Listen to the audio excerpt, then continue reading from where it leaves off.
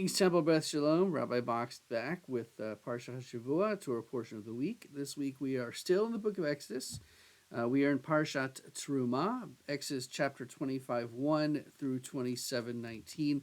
And we are beginning to create a space for God to dwell among the Israelites. We're going to be given instructions for building the tabernacle, God's dwelling place. So the first part of this Torah portion is instructions specifically about the building materials.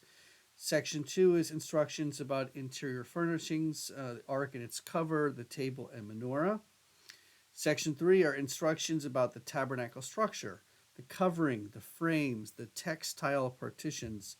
And section 4 is instructions about the courtyard, the altar, and the enclosure. Now, if you've ever read through Parashat Terumah, it's very repetitive. It says a lot of the same things over and over and over again.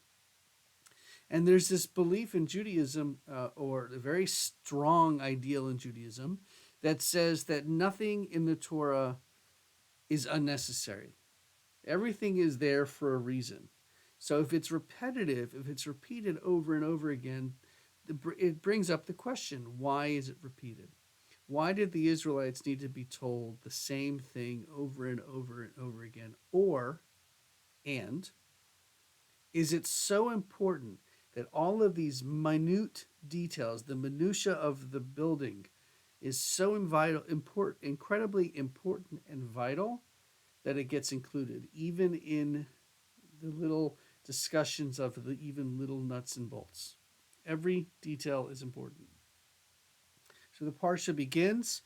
Adonai spoke to Moses, saying, "Tell the Israelite people to bring me gifts. You shall accept gifts for me from every person whose heart is so moved. And these are the gifts that you shall accept from them: gold, silver, and copper, blue, purple, and crimson yarns, fine linen, goat's hair, tanned ram skins, dolphin skins, and acacia wood, oil for lighting, spices for the anointing oil, and for the aromatic incense, lapis lazuli and other stones for setting, for the ephod, and for the breastpiece." And now the first question that comes up: where did all this come from? The Israelites were in such a rush to get out of Egypt, they didn't even have time for their bread to rise. So that's why we have matzah. If you go back into the sections of Genesis as they're of Exodus, as they're leaving, just before they leave, the Egyptians are literally giving them things. It's not just that the Israelites are going in and taking. The Egyptians are giving them just to get them out of there. So that's where all that stuff came from. And you might have asked, when we were told about it, why is it important that they have all this stuff? Well, because where do they get the stuff to build the ark? And later, the stuff for the golden calf. It was stuff that they either took or were given as they were escaping Egypt. So let's move on to the discussion of the tabernacle structure. As for the tabernacle, make it of 10 strips of cloth. Make these of fine twisted linen, of blue, purple, and crimson yarns, with the design of cherubim or cheruvim worked into them. The length of each cloth shall be 28 cubits, and the width of each cloth shall be 4 cubits. All the cloths to have the same measurements. And it gets repeated over and over and over for each side of the building. The same measurements, the same rules are repeated over and over again, because every single detail is correct. Then we have the instructions about how to make the altar out of acacia wood, 5 cubits long and 5 cubits wide. The altar is to be square and 3 cubits high. Horns on the 4 corners, 1 piece overlaid with copper.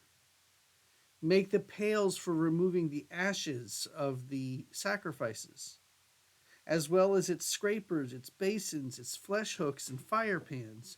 Make all its utensils of copper. Then it talks about how to make the enclosure of the tabernacle on the south side, and on the west side, and on the north side, and on the east side.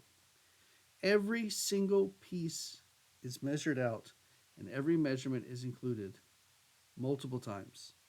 It's not because the Israelites were hard headed and need to be told the same rules over and over again. Well, maybe that's part of it, but also because every detail is important. The minutia is extremely important.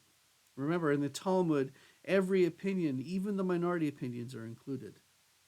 This is one very valuable, important piece of Judaism.